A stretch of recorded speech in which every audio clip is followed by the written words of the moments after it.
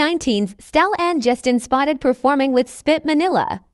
Spit Manila is a premier improvisational theater group in Asia who have been performing all over the world since 2002, making them the longest-running improv group in the country.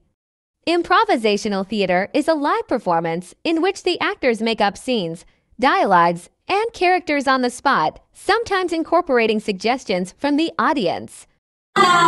Since kinder ka palang nagtutumot na yan. Talaga ba? Bumo to? Akala ko, curtain, hospitala. Uulan na mamaya. Gagamitin natin yung mga curtain dyan, pero yaang kumot mo, meron yan sentimental value sa akin. Teka. Sawa, anak. You're my dad? Really? You're my dad? Look at my face.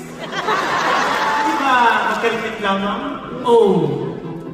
Magkalapit na magkalapit.